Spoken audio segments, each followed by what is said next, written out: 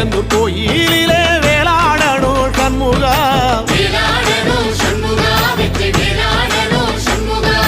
பிள்ளை ஆண்டான் பிள்ளை என வரம் கொடுக்கணும் சண்முகா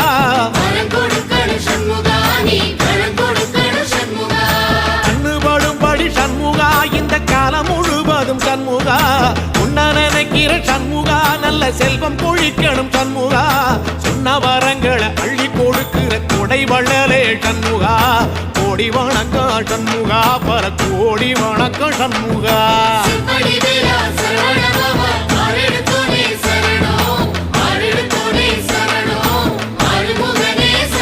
ஐயா